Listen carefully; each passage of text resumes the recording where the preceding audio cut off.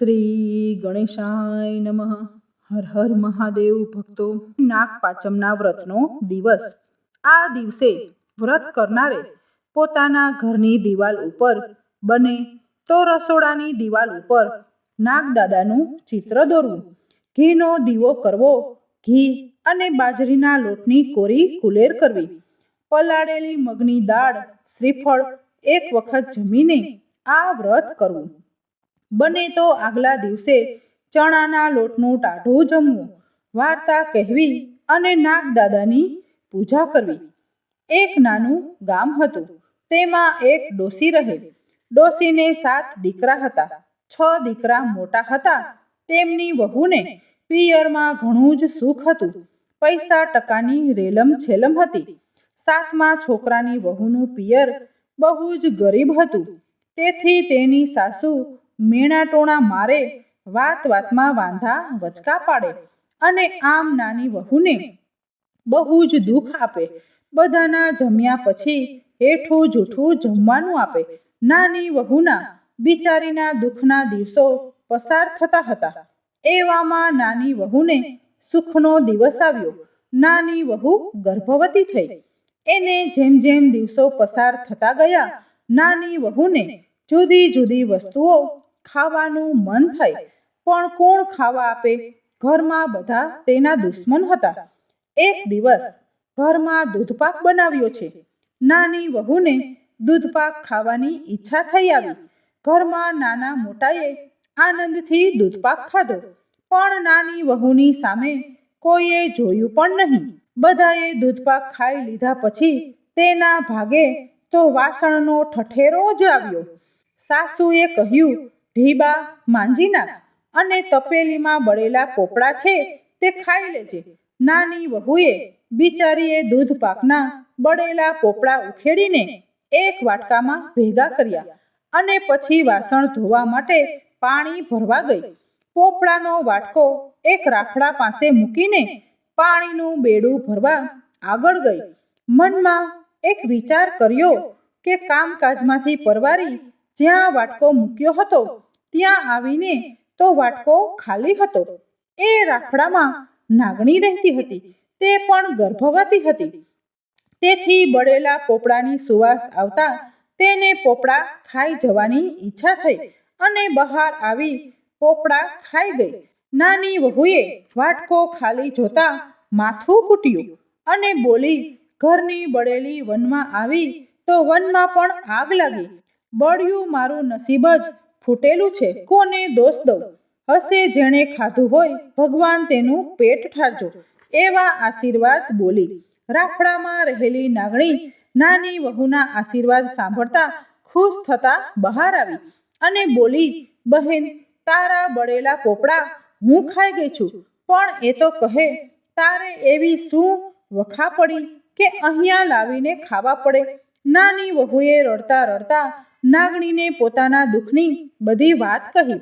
નાની વહુની દુઃખભરી વાત સાંભળી નાગણીને તેના ઉપર દયા આવી અને તેણે કહ્યું કે દીકરી, તું રડીશ નહીં. આજથી હું તારી માં. આજથી મને તારી માં ગણજે. મનમાં જરાય દુઃખ લાવીશ નહીં. તારો ખોળો ભરવા અમે બેય આવીશું. તું તારે ખોળો ભરવાના દિવસે કંકોત્રી મોકલાવજે.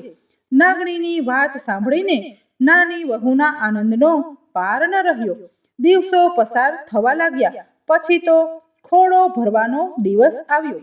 નાની વહુએ પોતાની સાસુને ઘણા કાલાવાલા કરી કરગરીને સાસુ પાસે કંકોત્રી લખાવી અને તે કંકોત્રી લઈ મનમાં હરખાતી હરખાતી રાફડા ઉપર મૂકી જાઉં છું.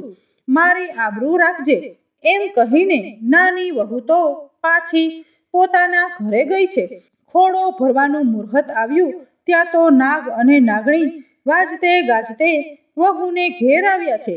આખા ગામમાં વાત ફેલાઈ ગઈ કે નાની વહુના પિયરિયા તો બહુ પૈસાવાળા છે. કેટલું બધું લઈને ખોળો ભરવા આવ્યા છે. ખોળો ભરવાની વિધિ પૂરી થયા પછી તો સાસુને કહીને નાગ અને નાગણી નાની વહુને લઈને એમના ઘેર ગયા. સમય થતાં નાની વહુને દેવના ચક્કર જેવા પુત્રનો જન્મ થયો. દીકરો તો રાતે વધે છે, તેનાથી વધારે દહાડે વધે છે. એમ નાની વહુની સાથે નાગણી વિહાય છે અને તેના બચ્ચા મોટા થાય છે.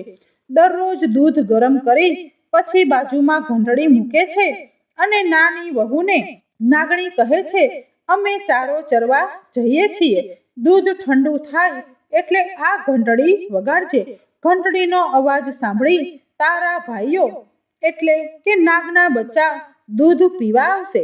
આમ દરરોજ નાની વહુ ઘંટડી વગાડે છે અને નાગણીના બચ્ચા દૂધ પીવે છે.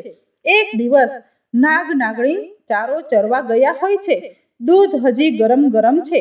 નાની વહુ કંઈક કામમાં હોય છે અને નાની વહુનો દીકરો ભાખોડીએ ચાલતા શીખી ગયો છે. તે ભાખોડીએ ચાલતા ચાલતા પેલી ઘંટડી પાસે રમકડું સમજીને જાય છે અને તેના હાથે ઘંટડી વગાડે છે.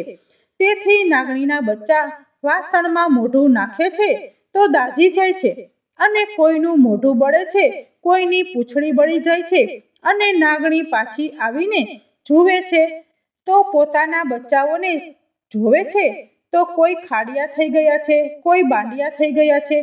નાગણી નાની વહુને પૂછે છે, આ કોણે કર્યું?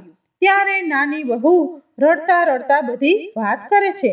નાગ અને નાગણી નાના બાળકની ભૂલ માફ કરી દે છે, પણ નાગણીના બચ્ચા મનમાં વેર રાખે છે કે બહેન તેના સાસરે જાય પછી તેને કરડીને બદલો લઈશું. આમ ને આમ ઘણો સમય પસાર થાય છે. પછી નાની વહુને નાગ નાગણીએ ઝીંયાણું કરીને તેના સાસરે વિદાય કરે છે.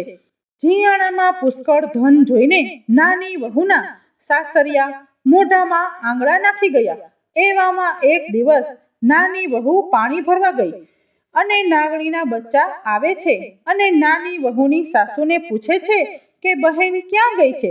સાચું કહે છે, પાણી ભરવા ગઈ છે. નાગના બચ્ચા ઘરમાં બેઠા હોય છે અને નાની વહુ પાણી ભરીને આવે છે અને પાણીયારામાં જ તે બચ્ચા સંતાઈને બેસે છે અને તેઓ વિચારે છે કે બહેન પાણીયારામાં બેડું મૂકવા આવશે એટલે આપણે તેને ડંખ મારી દેશું. નાની વહુ પાણીયારામાં બેડું મૂકવા જાય છે ત્યાં જ તેને ઠેસ આવે છે અને તરત જ તેના મોઢામાંથી સરી પડે છે કે ખમ્મા મારા ખાંડિયા બાંડિયા વીરને. આ સાંભળી પેલા નાગના બંને બચ્ચાઓને થાય છે કે બિચારી બહેન આપણા માટે કેટલી દુઃખી છે, હવે આપણાથી તેને કરડાય નહીં અને તેઓ ત્યાંથી ચૂપચાપ ચાલ્યા જાય છે અને તેઓ વેર ભૂલી જાય છે.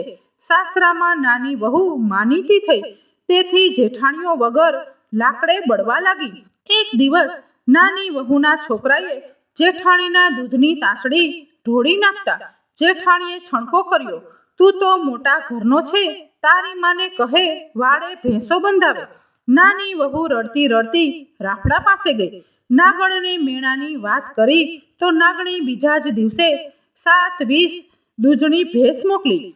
શ્યામાએ જરાય રોષ રાખ્યા વગર અડધી ભેંસો જેઠાણીઓને આપી દીધી. એના હૃદયની વિશાળતા જોઈ જેઠાણીઓના હૃદય પલટાઈ ગયા અને નાની વહુ ઘરમાં સૌની માનીતી બની ગઈ. હે નાગ દેવતા, હે નાગ માતા, જેવા નાની વહુને ફળ્યા એવા વ્રત કરનાર, કથા વાંચનાર, કથા સાંભળનાર સૌને ફળજો. ઓમ નમઃ શિવાય.